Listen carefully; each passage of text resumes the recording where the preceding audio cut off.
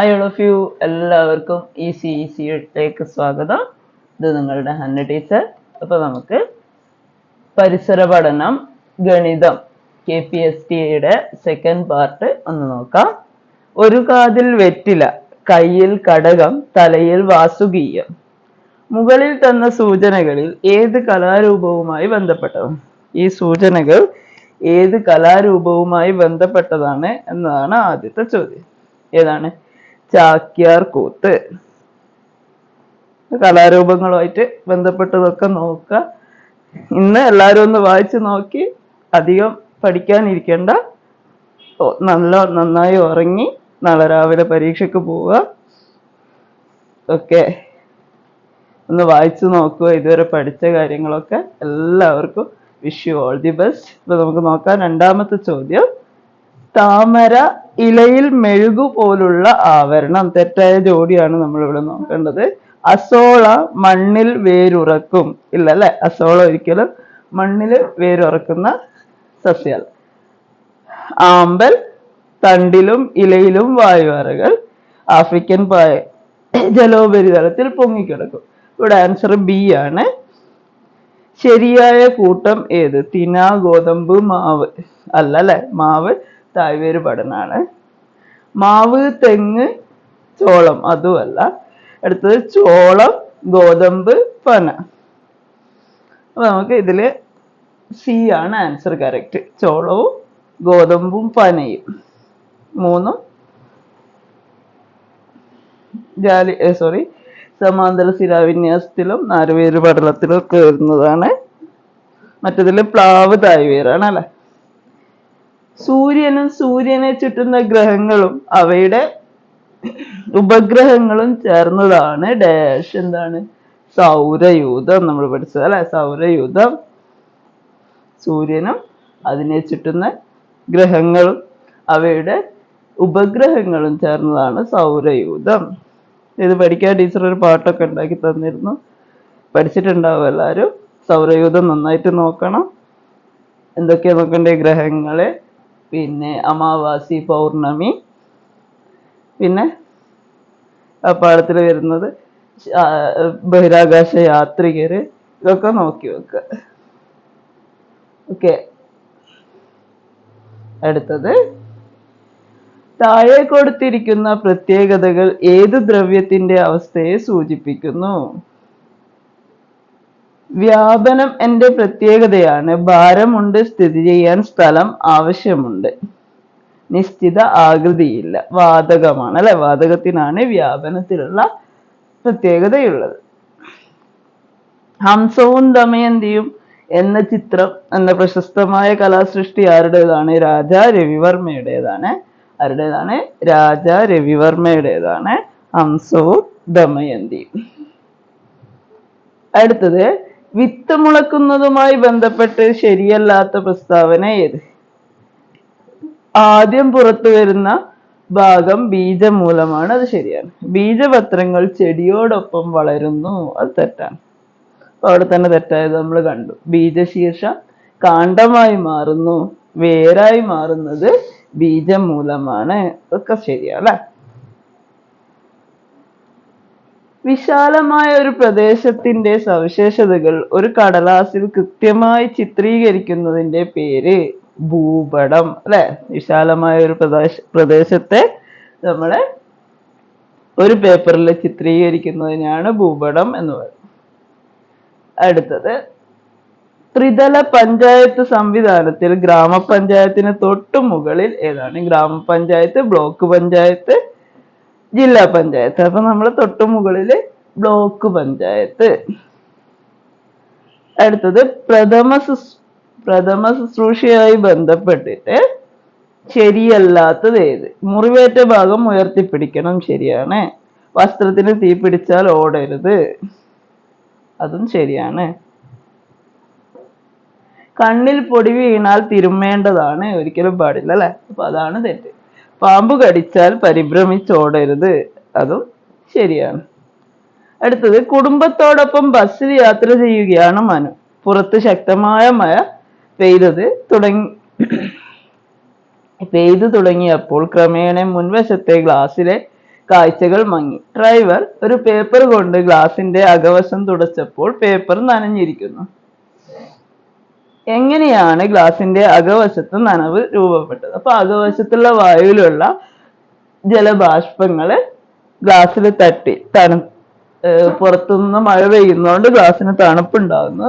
അപ്പൊ അകവശത്തുള്ള ജലബാഷ്പങ്ങള് ഗ്ലാസ്സിൽ തണുത്ത് വെള്ളമാവുന്നു അല്ലെ? ഗ്ലാസിന്റെ പുറത്തേക്ക് തട്ടി തണുത്ത് ജലബാഷ്പങ്ങള് അവിടെ രൂപപ്പെടുന്നു. അതാണ് തുടച്ചപ്പോ നമ്മളെ കടലാസിൽ പറ്റിയിട്ടുള്ളത്.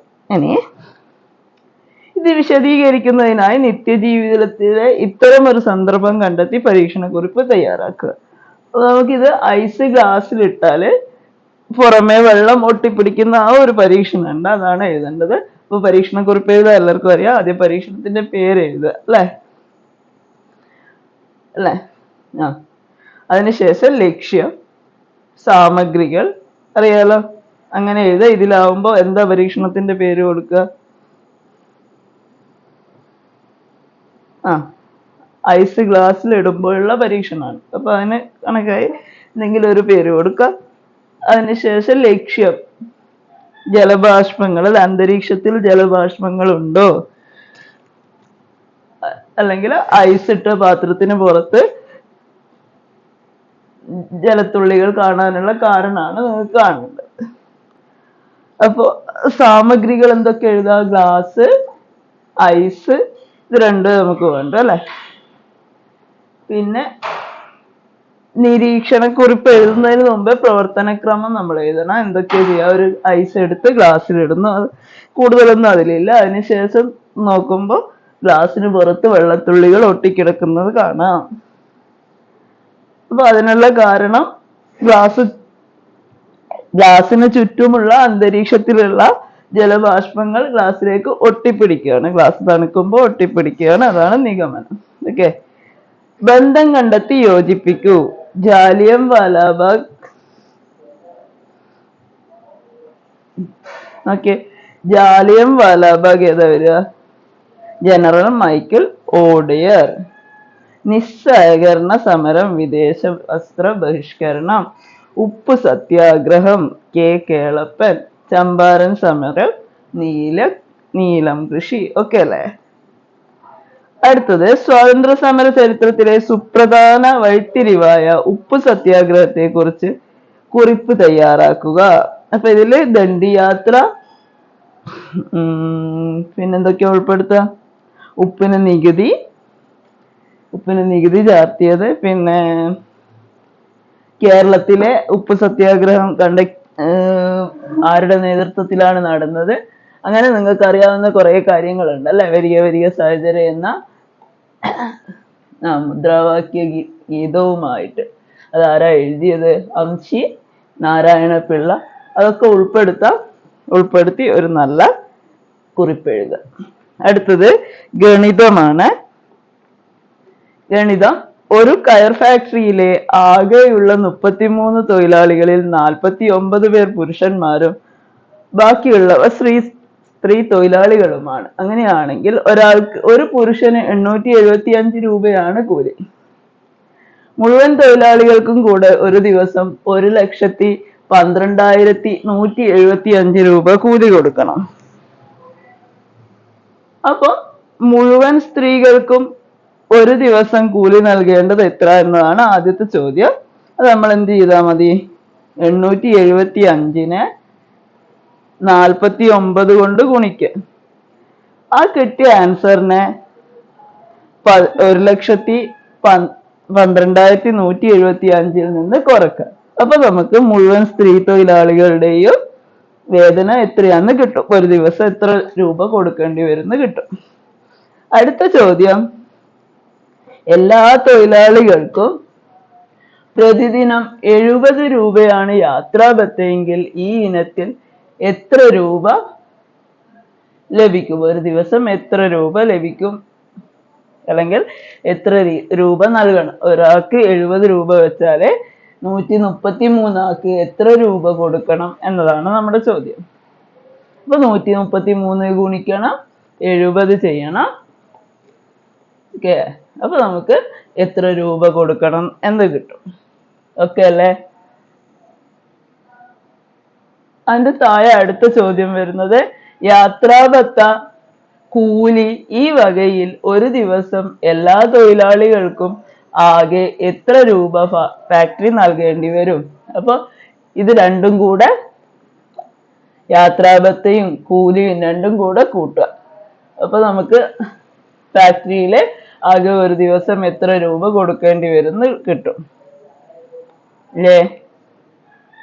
അതിനുശേഷം മൊത്തം തൊഴിലാളികളെയും 7 ഭാഗങ്ങളാക്കി തിരിച്ചാൽ ഒരു ഭാഗത്തിൽ എത്ര പേരുണ്ടാവും? അപ്പൊ നമ്മൾ എന്താ ചെയ്യേണ്ടത്? 133നെ 7 കൊണ്ട് 7 കൊണ്ട് ഹരിക്കണം കേട്ടോ. 7 കൊണ്ട് ഹരിക്കണം. 133നെ 7 കൊണ്ട് ഹരിച്ചാൽ എത്രയാ കിട്ടുക? ഹരിക്കാൻ അറിയാത്ത കുറച്ച് കുട്ടികളുണ്ട്. അപ്പൊ ടീച്ചർ ഒന്നുകൂടെ പറഞ്ഞുതരാം അതെങ്ങനെയാ ഹരിക്കാൻ. 133 ഹരണം വളരെ എളുപ്പമാണ് കേട്ടോ. ഗുണപട്ടിക പഠിച്ചവർക്ക് ചെയ്യാൻ പറ്റുന്നതേ ഉള്ളൂ. എന്നാലും ചിലര് ഹരണം ഭയങ്കര ടഫായിട്ടൊക്കെ കാണുന്നുണ്ട്. ഒന്നുമില്ല അല്ലെ? 133നെ 7 കൊണ്ട് ഹരിക്കുമ്പോ ആദ്യം നമ്മൾ 13ല് എത്ര 7 ഉണ്ടെന്ന് നോക്കാം. അപ്പൊ ഒരു പ്രാവശ്യം പോകും. 2 7 14 ആണെന്ന് നമുക്കറിയാം. അപ്പൊ ഒരു 7 7, ബാക്കി 6 ഉണ്ടാവും അല്ലെ? 13 7 കുറച്ച് 6 ആണ്. 63. 63ൽ എത്ര 7 പോവും? നമുക്കറിയാം 9 പ്രാവശ്യം. 9 7 9 7 63. ഓക്കെ, അപ്പൊ നമുക്ക് ആൻസർ കിട്ടി 19 എന്ന്. അടുത്തത് ചിത്രം ശ്രദ്ധിക്കൂ. അവിടെ നല്ലൊരു ചതുരം തന്നിട്ടുണ്ട്. ചതുരത്തിന്റെ ചോദ്യം എല്ലാ ചോദ്യ പേപ്പറിലും കാണുന്നുണ്ട്. അപ്പൊ ചതുരങ്ങൾ കുറെ ചോദ്യങ്ങൾ നമ്മൾ പരിചയപ്പെട്ടിട്ടുണ്ട്. അപ്പൊ അതൊക്കെ ഓർത്തെടുക്കുക. 5 മാർക്ക് ഏകദേശം എല്ലാ ക്വസ്റ്റ്യൻ പേപ്പറിലും കാണുന്നുണ്ട്. Okay, 8 centimetre 4 centimetre. അപ്പൊ 8 സെന്റിമീറ്റർ നീളമാണ്, 4 സെന്റിമീറ്റർ വീതിയാണ്. ചതുരം കണ്ടല്ലോ. ഇതേ ചുറ്റളവുള്ള ഒരു സമചതുരം തയ്യാറാക്കിയാൽ ഒരു വശം എത്രയായിരിക്കും എന്നതാണ് ചോദ്യം. അപ്പൊ നമുക്ക് എന്ത് ചെയ്യണം? ആദ്യം ഇതിന്റെ ചുറ്റളവ് കാണണം, എങ്കിലേ സമചതുരം ഉണ്ടാക്കാൻ പറ്റും. അപ്പൊ 8 4 12 അല്ലെ? 12 12 24. അങ്ങനെ ചെയ്യാം. നിങ്ങൾ ഇഷ്ടം പോലെ 4 കൂട്ടി നോക്കിയിട്ടോ അല്ലെ 2 കൂട്ടി അതിന്റെ ഇരട്ടി കാണോ, അങ്ങനെ കണ്ടാലും ചുറ്റളവ് കിട്ടിയാൽ മതി. അപ്പൊ ചുറ്റളവ് നമുക്ക് കിട്ടി 24. അങ്ങനെ ആവുമ്പോൾ സമചതുരാക്കിയാൽ 4 വശവും തുല്യമായിരിക്കണം. 24നെ എത്ര കൊണ്ട് ഹരിക്കണം? 4 കൊണ്ട് ഹരിക്കണം. അപ്പൊ 6 4 24 ആണെന്ന് നമുക്കറിയാം. എത്രയാ? 6 4 24. അപ്പൊ ഒരു വശത്തിന്റെ നീളം എത്രയായിരിക്കും? 6. സമചതുരാക്കിയാൽ ഒരു വശം 6 സെന്റിമീറ്റർ ആയിരിക്കും. 4 വശം 6 സെന്റിമീറ്റർ ആയാല് ചുറ്റളവ് 24. അപ്പൊ സമചതുരത്തിന്റെ ഒരു വശം 6. ഓക്കെ, അടുത്തത് ഈ ചതുരത്തിന്റെ വീതി വശം ഇരട്ടിയായാൽ കിട്ടുന്ന ഒരു സമചതുരം ഉണ്ട്. അതിന്റെ ചുറ്റളവ് എത്ര? അപ്പൊ നമുക്കറിയാം നീളം 8 ആണ്, വീതി 4 ആണ്. 4 ഇരട്ടിയാക്കിയാലാണ് നമുക്ക് 8 കിട്ടുന്നത്. അപ്പൊ 8 ആയിരിക്കും ഒരു സമചതുരത്തിന്റെ ഒരു വശം. അങ്ങനെ ആവുമ്പോ സമചതുരത്തിന്റെ ചുറ്റളവ് കാണാൻ നമുക്കറിയില്ല, ഈസി അല്ലേ? 8 ഗുണിക്കണം 4 32 എന്ന് ആൻസർ കിട്ടും. ഓക്കെ, 8 4 32. ഓക്കെ അല്ലേ? ചതുരത്തെ 2 സെന്റിമീറ്റർ വശമുള്ള എത്ര സമചതുരങ്ങളാക്കി മുറിച്ചെടുക്കാൻ കഴിയും? ഈ ചതുരത്തെ 2 സെന്റിമീറ്റർ വശമുള്ള എത്ര ചതുരങ്ങളാക്കി മുറിച്ചെടുക്കാം? പക്ഷെ ഈ ചതുരത്തെ എന്നിവിടെ പറയുമ്പോ നമുക്ക് ഏത് ചതുരാന്ന് വ്യക്തമാകുന്നില്ല. ഇവിടെ ഈ ചതുരാണെങ്കിൽ 8 സെന്റിമീറ്റർ ഉള്ള എത്ര 4 വശമുണ്ട്. അപ്പൊ ഇതാവുമ്പോ നമ്മൾ എങ്ങനെ ചെയ്യേണ്ടി വരും? 8നെ 4 ഭാഗമാക്കാം. 8നെ 4 ഭാഗം ഇവിടെ ആക്കാം. ഇങ്ങനെയും 4 ഭാഗമാക്കും അല്ലേ? 2 2 2 ആയിട്ട് 4 എണ്ണം ആക്കണ്ടേ? ഇപ്പൊ 2 സൈഡ് തുല്യമായിരിക്കും.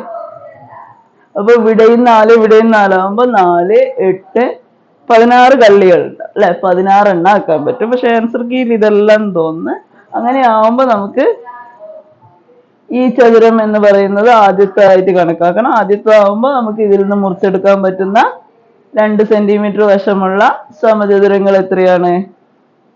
നോക്കിയേ, ഇവിടെ 2 ഉള്ള 2 ആക്കാൻ പറ്റും അല്ലെ. 2ഉം 2ഉം 4. എന്നിട്ടോ ഇങ്ങനെ ഇവിടെ 8 ആണുള്ളത്, ഇവിടെ 4 അല്ലെ. 8നെ 4 ഭാഗമാക്കാൻ പറ്റും. അപ്പൊ 8 സമചതുരങ്ങൾ മുറിച്ചെടുക്കാൻ പറ്റും അല്ലെ. 2 സെന്റിമീറ്റർ ആക്കി മാറ്റുക. 8നെ 2 സെന്റിമീറ്റർ ആക്കുമ്പോ ഇവിടെ 4 എണ്ണവും, 4നെ 2 സെന്റിമീറ്റർ ആകുമ്പോ ഇങ്ങനെ ഒരു വരയും 2 എണ്ണം ആവും. അപ്പൊ മേലെയും 4 താഴെയും 4, 8 സമചതുരങ്ങൾ ഉണ്ടാവും. 2 സെന്റിമീറ്റർ വശമുള്ള 8 സമചതുരങ്ങൾ ഉണ്ടാവും. ക്ലിയർ അല്ലേ? അടുത്തത് ഈ സമചതുരത്തെ അതാണ് ഇവിടെ നമ്മൾ ചെയ്തത് അല്ലെ. മുറിച്ചെടുക്കാൻ കഴിയും. സോറി. അടുത്തത് ഈ സമചതുരത്തെ തുല്യ ചുറ്റളവുള്ള 2 സമചതുരങ്ങളാക്കി മുറിച്ചാൽ കിട്ടുന്ന ഒരു സമചതുരത്തിന്റെ ചുറ്റളവ് എത്രയായിരിക്കും? ഇതും നമ്മൾ പഠിച്ചതാണ് അല്ലെ. ഈ സമചതുരത്തെ തുല്യ ചുറ്റളവുള്ള ഈ ചതുരത്തെ തുല്യ ചുറ്റളവുള്ള 2 സമചതുരത്തെ, അപ്പൊ ഇവര് ആദ്യം തന്ന ചതുരം തന്നെയാണ് ചോദിക്കുന്നത്. അപ്പൊ എന്ത് ചെയ്യണം? ഇതിനെ തുല്യമാക്കണമെങ്കിൽ ഇതിനെ നേരെ പകുതി കാണണം. അപ്പൊ നിങ്ങൾ നേരത്തെ ഇത് കണ്ടു, 24 ഇതിന്റെ ചുറ്റളവ്. അതിന്റെ പകുതി ഒരിക്കലും എഴുതാൻ പാടില്ലേ. അങ്ങനെയല്ല വരിക, ഇങ്ങനെ വരിക. ഇങ്ങനെ മുറിച്ച് തന്നെ നോക്കണം. മുറിച്ച് നോക്കിയിട്ടില്ലെങ്കിൽ കിട്ടും, എന്നാലും ആ ഒരു കൺസെപ്റ്റ് വേണം. ചുറ്റളവിന്റെ പകുതിയാണെന്ന് കരുതി പലരും എഴുതി വെക്കാറുണ്ട്. അങ്ങനെയല്ല, ഇതിന്റെ പകുതി ആവുമ്പോ ഇവിടെ മാത്രമേ നമ്മൾ മുറിക്കുന്നുള്ളൂ. ഇപ്പൊ 8 സെന്റിമീറ്റർ എന്നുള്ളത് ഇവിടെ 4 ആവും, ഇവിടെയും 4 ആവും അല്ലെ. അങ്ങനെ താഴെയും വരും. അപ്പൊ 4 സെന്റിമീറ്റർ വശമുള്ള ഒരു സമചതുരങ്ങളായിരിക്കും. 2 സമചതുരങ്ങളാണ് ഇവിടെ കിട്ടുക. അപ്പൊ ഇതിൽ ഒന്നിന്റെ ചുറ്റളവാണ് ചോദിച്ചത്. 4 4 16 ആൻസർ വരിക. അപ്പൊ മുറിക്കുമ്പോ നമ്മൾ ശ്രദ്ധിക്കുക, 24ന്റെ പകുതി കണ്ട് 12 എന്ന് എഴുതിയ ഉത്തരം തെറ്റിപ്പോവേ. ഒരു വശം മാത്രമാണ് മുറിക്കുമ്പോ മാറുന്നുള്ളൂ.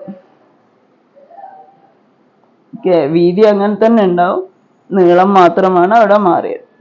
ഓക്കെ, എളുപ്പമായിരുന്നു ഈ ചോദ്യങ്ങളൊക്കെ. അടുത്തത് 6 പേന വാങ്ങി 100 രൂപ കൊടുത്തു. 6 പേനക്ക് 100 രൂപ കൊടുത്തു. ഓക്കെ, അപ്പൊ 4 രൂപ കടക്കാരൻ തിരിച്ചു കൊടുത്തു. അപ്പൊ 6 പേനക്ക് എത്ര രൂപയാണ് വില? 96 രൂപയാണ്. ഒരു പേന കൂടി വാങ്ങാൻ എത്ര രൂപ കൊടുക്കണം എന്നതാണ് ചോദ്യം. അപ്പൊ നമ്മൾ 96നെ 6 കൊണ്ട് ഹരിച്ചു നോക്കുക. അപ്പൊ 6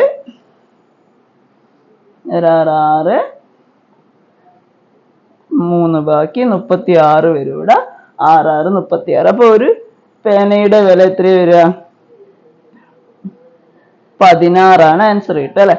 ഒരു പേനയുടെ വില 16 എന്ന് ആൻസർ കിട്ടും. ഒരു പേനയുടെ വില 16 എന്ന് കിട്ടും. അപ്പൊ നമുക്ക് 4 രൂപയാണ് കടക്കാരൻ ബാക്കി തന്നത്. അതിന്റെ കൂടെ എത്ര രൂപ കൂടെ കൊടുക്കണം എന്നതാണ് ചോദ്യം. അപ്പൊ 16 ആണെങ്കിൽ എത്ര രൂപ കൂടെ കൊടുക്കണം? 12 രൂപയും കൂടെ കൊടുക്കണം. ഓക്കെ,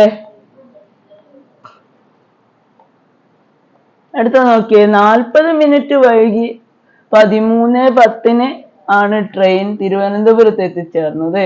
ട്രെയിൻ യാത്രയ്ക്ക് എടുത്ത സമയം 8 മണിക്കൂർ 50 മിനിറ്റ് ആണെങ്കിൽ യാത്ര പുറപ്പെട്ടത് ഏത് സമയത്താണ്? അപ്പൊ 13:10 ട്രെയിൻ എത്തിയത്. അപ്പൊ നമുക്ക് അതിൽ നിന്ന്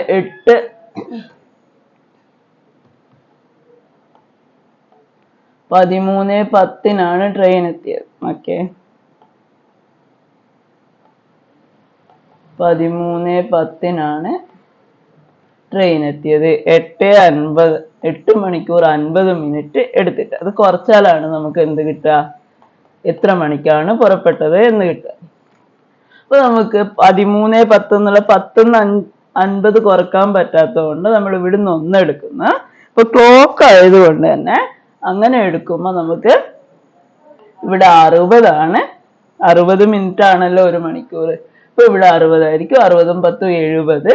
70ന്ന് 50 കുറച്ചാല് 20 എന്ന് കിട്ടും. ഇപ്പൊ ഇവിടെ മാറി ഇവിടെ 12 അല്ലെ. 12:60 തന്നെയാണല്ലോ എന്ത് 13 മണി. അപ്പൊ 12ന്ന് 8 കുറച്ചാല് 4. ഇപ്പൊ ആൻസർ എത്രയാ? 4:20. ഓക്കെ അല്ലേ?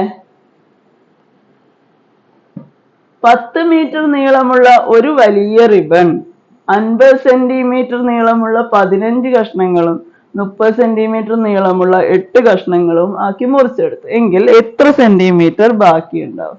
എളുപ്പമുള്ള ചോദ്യം തന്നെയാണ്. ഇപ്പൊ ഇവിടെ സെന്റിമീറ്റർ മീറ്റർ ആയതുകൊണ്ട് നമുക്ക് ആദ്യം തന്നെ ഇതിനെ 1000 സെന്റിമീറ്റർ എന്നാക്കി മാറ്റാം. അല്ല സോറി 1000 സെന്റിമീറ്റർ എന്നാക്കി മാറ്റാം. ഒരു മീറ്റർ 100 സെന്റിമീറ്റർ ആയതുകൊണ്ട് ഇതിനെ 1000 സെന്റിമീറ്റർ ആക്കി നമ്മളിവിടെ എഴുതാണ്. ഇനി എന്ത് ചെയ്യണം? ഓരോ കഷ്ണങ്ങളും മുറിച്ചിട്ട് എത്രയാ കിട്ടിയെന്ന് നോക്കണം അല്ലെ. 50 സെന്റിമീറ്റർ ഉള്ള 15 കഷ്ണങ്ങൾ എന്ന് പറഞ്ഞാല് 750 സെന്റിമീറ്റർ ആവും.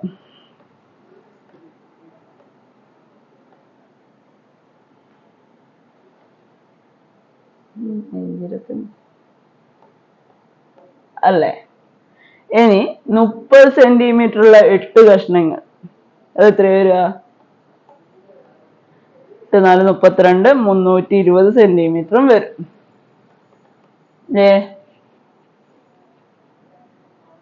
30 സെന്റിമീറ്റർ ഉള്ള 8 കഷ്ണങ്ങൾ 324 സോറി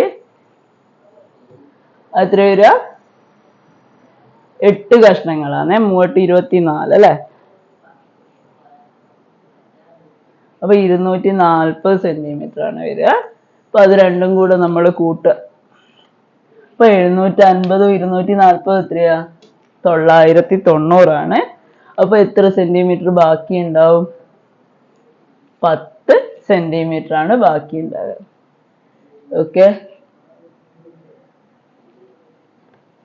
അടുത്തത് ഇവിടെ നോക്കിയേ 1 2 3 4 5 6 7 8 9 10 ഇങ്ങനെ തുടർന്നാൽ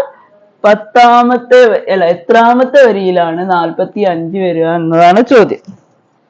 ഇത് നമുക്ക് ഇവിടെ ലാസ്റ്റ് നമ്പർ ആയിരിക്കും എന്ന് നോക്കാം.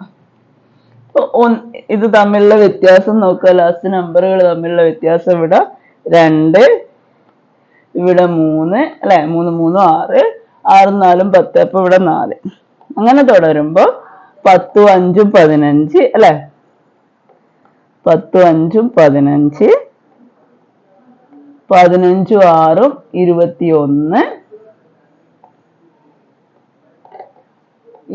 7 28 28 9 അല്ല സോറി 28 8 36 36 9 എത്ര വരിക? 45. അപ്പൊ നമ്മൾ ആൻസറിൽ നമ്മൾ എത്തി. അപ്പൊ എത്രാമത്തെ വരിയിലാന്ന് ചോദിച്ചോണ്ട് നമുക്ക് ഇവിടെ നിന്നാം 1 2 3 4 5 6 7 8 9. അപ്പൊ 9ാമത്തെ വരിയിൽ. ഓക്കെ.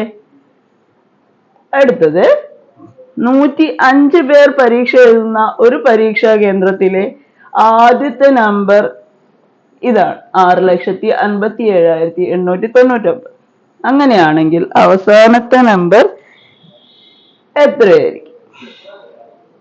നോക്കിയേ. അപ്പൊ 105 പേരാണുള്ളത്. അപ്പൊ നമ്മൾ ഇതിന്റെ കൂടെ 105 കൂട്ടിയിട്ട് 1 കുറച്ചാൽ മതിയാവും. എന്തിനാ 1 കുറക്കുന്നത് വെച്ചാൽ ആദ്യത്തെ കുട്ടിയുടെ നമ്പർ നമുക്ക് ഇവിടെ തന്നിട്ടുണ്ട് അല്ലെ. തന്നത് ആദ്യത്തെ കുട്ടിയുടെ നമ്പറാണ്. അപ്പൊ അവസാനത്തെ കുട്ടിയുടെ നമ്പർ 1 കുറവായിരിക്കും അല്ലെ.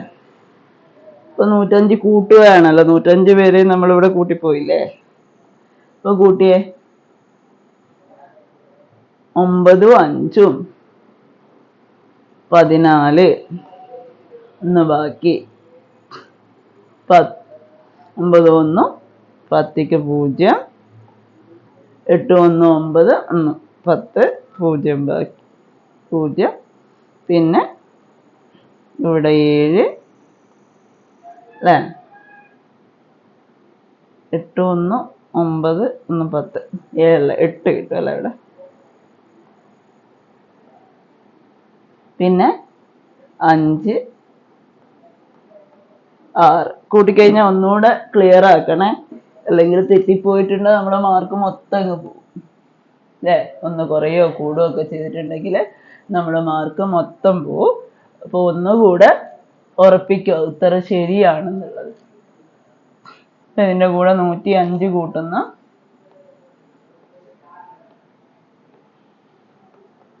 ഇങ്ങനെ കൂട്ടുക 9 5 14 1 ബാക്കി ഇവിടെ 9 0 ആണുള്ളത് അപ്പൊ അതിൻ്റെ കൂടെ ഒന്നും കൂടെ കൂട്ടി 10 ആവും വീണ്ടും 1 ബാക്കി വരുന്നു 8 1 9 1 10 വീണ്ടും 1 ബാക്കി വരുന്നു 7 1 8 അല്ലേ 6 5 5 0 ആണ് അപ്പൊ 5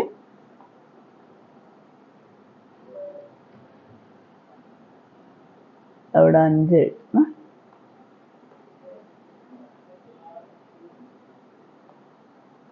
5 6 അപ്പൊ 6,58,004 എന്നിവിടെ കൊണ്ടുവന്ന് എഴുതരുത് 6,58,003 ആയിരിക്കും ആൻസർ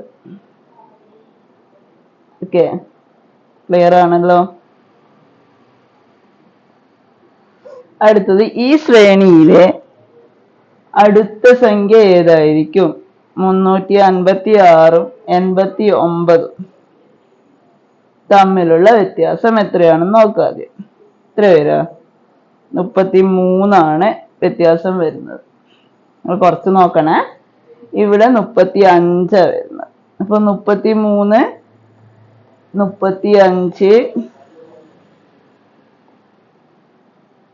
37 അങ്ങനെയാണ് വ്യത്യാസം വരുന്നത് അപ്പൊ അടുത്തത് വരിക ഏതാ 39 ആണ് കൂട്ടേണ്ടി വരിക അപ്പൊ 461ന്റെ കൂടെ 39 കൂട്ടിയ 500 എന്ന് വരും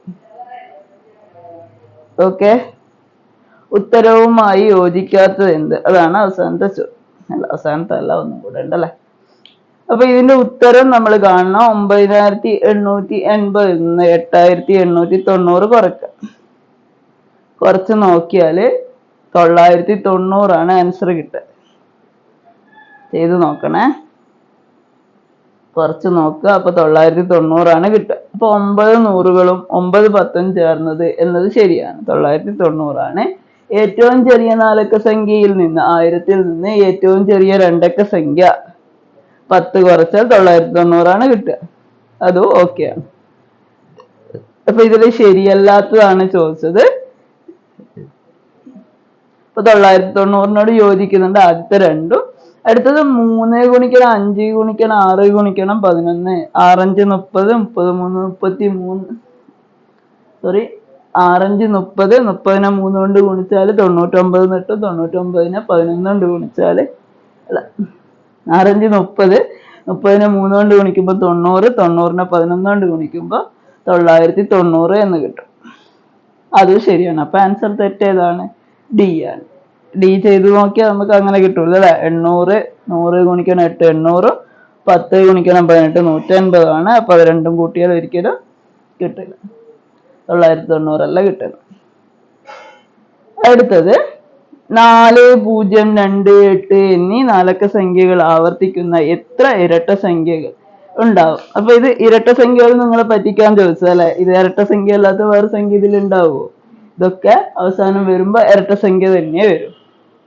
അപ്പൊ നമുക്കറിയാം 4 അക്കങ്ങൾ ഉപയോഗിച്ച് ഉണ്ടാക്കാൻ കഴിയുന്ന പരമാവധി പരമാവധി സംഖ്യകളുടെ എണ്ണം 24 ആണ് പക്ഷെ ഇവിടെ 1 0 ആയതുകൊണ്ട് 18 എണ്ണേ ഉണ്ടാവും നമ്മൾ പഠിച്ച കാര്യം തന്നെയാണ് അപ്പൊ 4 അക്കങ്ങൾ ഉപയോഗിച്ച് ഉണ്ടാക്കാൻ കഴിയുന്ന പരമാവധി സംഖ്യകളുടെ എണ്ണം 24 1 0 ആണെങ്കിൽ 18 ആയിരിക്കും 1ന്റെ സ്ഥാനത്ത് 0 ഉള്ള ഒരു 6 അക്ക സംഖ്യ വായിച്ച് തുടങ്ങുന്നത് എങ്ങനെയാണ്? അത് ഒന്നിന്റെ സ്ഥാനത്ത് ഏതായാലും അറക്ക സംഖ്യ വായിക്കുന്നത് നമ്മൾ ഒന്നിന്റെ സ്ഥാനം വെച്ചിട്ടല്ലല്ലോ, അല്ല. അപ്പൊ അറക്ക സംഖ്യകളൊക്കെ വായിച്ചു തുടങ്ങുന്ന ലക്ഷത്തിൽ നിന്ന് തന്നെയാണ്. ഓക്കെ, ലക്ഷത്തിൽ നിന്ന് തന്നെയാണ് വായിച്ചു തുടങ്ങുക. അടുത്ത ചോദ്യം, 480 ഗ്രാം ഭാരമുള്ള ഒരു കുപ്പിയിൽ 1 ലിറ്റർ 40 മില്ലി ലിറ്റർ നിറച്ചപ്പോൾ കുപ്പിയുടെ ഭാരം 1 കിലോഗ്രാം ആയി. 1 കിലോ 520 ഗ്രാം ആയി. അപ്പോ 4 ദിവസം കഴിഞ്ഞപ്പോൾ മരുന്ന് കുപ്പിയുടെ ഭാരം 1 കിലോഗ്രാം ആയെങ്കിൽ കുപ്പിയിൽ മരുന്നിന്റെ അളവ് എത്ര ലിറ്റർ ആയിരിക്കും? ചോദ്യം ഒന്നുകൂടെ വായിച്ചു നോക്കുക. ഇങ്ങനത്തെ ചോദ്യങ്ങൾ വരുമ്പോൾ 480 ഗ്രാം ആണ് കുപ്പിയുടെ ഭാരം. അപ്പൊ ആ കുപ്പി 1 കിലോഗ്രാം ആവണമെങ്കിൽ എത്ര ഗ്രാം വേണം? 520 ഗ്രാമും കൂടെ വേണം. അപ്പൊ 1 ലിറ്റർ 40 മില്ലി നിറച്ചപ്പോഴാണ് കുപ്പിയുടെ ഭാരം 1 കിലോ ആയത്. ഇപ്പോ ആയതെങ്കിൽ കുപ്പിയിലെ മരുന്നിന്റെ അളവ് എത്ര മില്ലി ലിറ്റർ ആയിരിക്കും എന്നതാണ് ചോദ്യം. അപ്പൊ കുപ്പിയുടെ മരുന്നിന്റെ ഭാരം 520 ഗ്രാം ആയിരിക്കും. ചോദ്യത്തിൽ എന്തോ മിസ്റ്റേക്കോ അറിയില്ല. കുപ്പിയിലെ മരുന്നിന്റെ ഗ്രാം എത്ര? 1 ലിറ്റർ 40 മില്ലി. 520 ആണ് ഇതിന്റെ ആൻസർ. ക്വസ്റ്റ്യനിൽ ചെറിയ എന്തോ ഒരു മിസ്റ്റേക്ക് പോലെ തോന്നുന്നു. ഓക്കെ, അപ്പോൾ എല്ലാവരും പരീക്ഷ എഴുതുക. Wish you all the best. കാര്യങ്ങളൊക്കെ മനസ്സിലാക്കുക. ഓക്കെ, ക്ലാസ് ഇഷ്ടപ്പെട്ടിട്ടുണ്ടെങ്കിൽ ലൈക്ക് ചെയ്യുക, സബ്സ്ക്രൈബ് ചെയ്യുക, കമന്റ് ചെയ്യുക. ഓക്കെ, കൂട്ടുകാർക്കൊക്കെ അയച്ചു കൊടുക്കുക.